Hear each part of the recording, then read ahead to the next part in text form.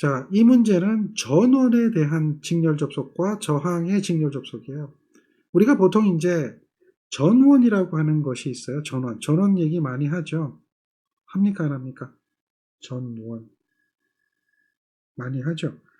그거는 이제 보통 전압원 이렇게 얘기하거든요. 이렇게 얘기할 때에는 전압원이 있는데 이렇게 생긴 것은 이상적인 거예요. 이상적. 내부 저항이 없는 겁니다. 이상적인 전압원 하면 내부 저항이 제로인 거예요. 어쨌든 요 이상적인 건데 요게 실제라고 하면 이렇게 뭐가 있어요? 내부 저항이 있는 거죠. 이상적인 것은 내부 저항이 0이지만 실제는 내부 저항이 있는 거죠. 이런 형태가 전압원이에요. 그런데 이러한 두 개의 전압원이 있어요. 두 개의 전압을 지금 이렇게 연결하는 거예요. 두 개의 전압을 이렇게 연결하는 거예요. 그런데 말입니다. 요것은 플러스고 요것은 마이너스라고 하는 거 기억하셔야 되겠죠. 그러면 전압원을 연결할 때 말입니다. 이렇게 되어 있는 전압원하고 이렇게 되어 있는 전압원하고 이렇게 연결하면 무슨 연결이 되죠? 직렬 연결이 되죠.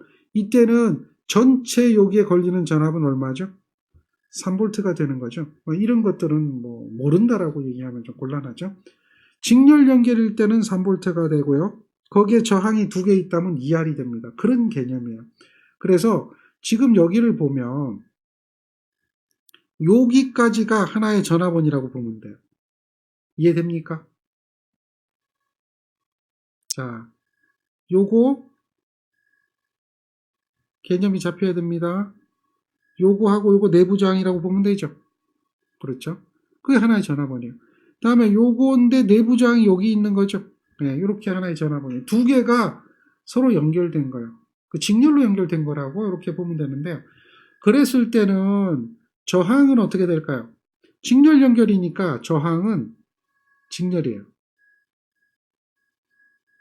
저항이 직렬이니까 얘는 얼마죠?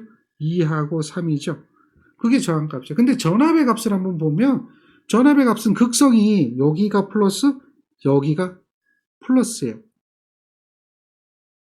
이해됩니까? 그러면 플러스가 직렬이 연결되어 버리면 서로 상쇄되잖아요. 그러니까 이 부분이 플러스가 크죠. 이게 작잖아요. 그러니까 전류가 이렇게 흐르죠.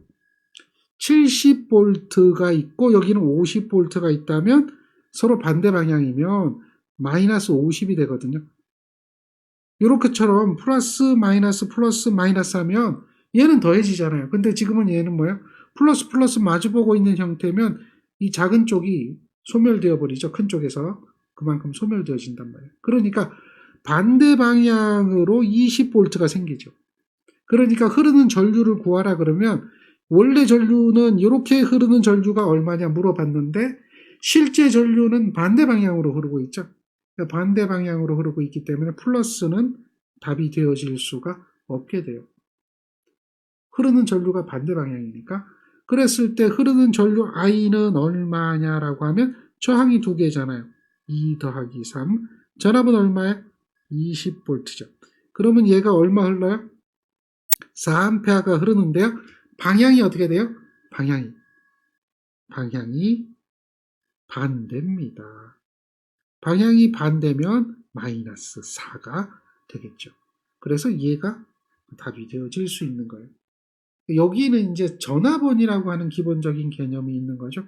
보통 우리가 전압원이라고 얘기했을 때 지금처럼 이렇게 얘기하면 이상적인 전압원을 얘기합니다. 그러나 실제 전압원은 이렇게 내부에 저항이 있고 그것을 이렇게 표현한 거라고 보면 되죠. 내부 저항이 2ohm이고 전압이 50V인 전압원하고 내부 저항이 3ohm이고 전압이 70V인 전압원하고 서로 연결했는데 플러스 극성을 마주보도록 반대로 연결해 버렸어요. 그렇죠? 그러면 이제 상쇄되고 원래 흐르는 전류의 반대 방향으로 큰 쪽에서 작은 쪽으로 전류가 4A 흐르고 있다라고 하는 것을 확인할 수가 있습니다.